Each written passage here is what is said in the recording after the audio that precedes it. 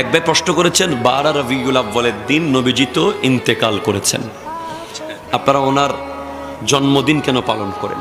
সুন্দর প্রশ্ন, যৌক্তিক। কেন জন্মদিন পালন করি? কারণ প্রথম উত্তর হলো আল আম্বিয়াউ আহিয়াউন ফি কুবুরহিম ইউসাল্লুন ওয়া ইউরযাকুন। নবীগণ রওজার ভিতরে জিন্দা, সেখানে তাদেরকে খাবার দেওয়া হয়, সেখানে তারা নামাজ আদায় করে। এটা একেবারে অথেন্টিক সহিহ হাদিস। সুবহানাল্লাহ, জোরে বলেন না। তো আমরা নবীজিকে মরা মনে করি না, এজন্য নবীজির মৃত্যু দিবস আমরা পালন করি না। নবীজিকে জিন্দা জানি, তাই জন্মদিন পালন করি। 2, মরা থাকে কবরস্থানে, জিন্দা থাকে তার ঘরে। মরা মানুষের জানাজা হয়, জিন্দার জানাজা হয়? নবীজির জানাজা হয়েছিল? সুবহানাল্লাহ বলেন না ভাই। নবীজির কবর শরীফ কি কবরস্থানে না নিজের বেডরুমে?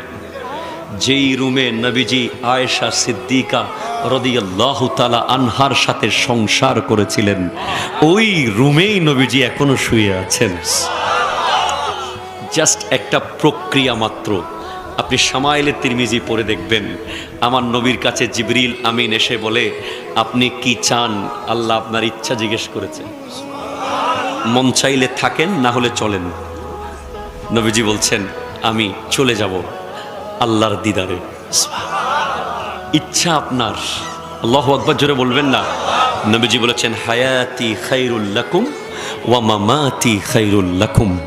আমার হায়াত তোমাদের জন্য উত্তম, আমার চলে যাওয়াও তোমাদের জন্য উত্তম। কেন? তুরাদু আলাইয়া আমালুকুম, তোমাদের প্রত্যেকটা আমল আমার কাছে পৌঁছানো হবে। ফামা রাআইতু মিন খাইরিন হামিদতুল্লাহ লাকুম ওয়া মা রাআইতু গায়রা যালিক আস্তাগফারতুল্লাহ লাকুম।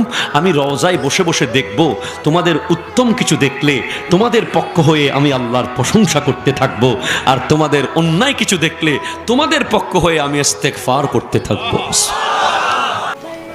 মাগফিরাত কামনা করব। নবীজি যদি থাকতেন হয়তো আয়াত আরো আসতো, বিধান আরো আসতো, নিয়ম কানুন আরো আসতো। নবীজি চাননি ওনার উম্মতেরা কষ্ট পাক। দিন পরিপূর্ণ হয়ে গেছে, নবীজি পর্দা করেছেন। সেজন্য ইন্নাকা মাইয়াতুন ওয়া ইন্নাহুম মাইয়াতুন, আপনিও মৃত্যু বরণ করেছেন, তারাও মৃত্যুবরণ করবে। আপনারও মত আছে, তাদেরও মত আছে। তবে দুটো আলাদা করে বলা হয়েছে কেন? আপনার মত আর তাদের মত এক নয়। আপনার মত হচ্ছে শুধুমাত্র একটা জায়গা থেকে আরেক জায়গায় যাওয়া।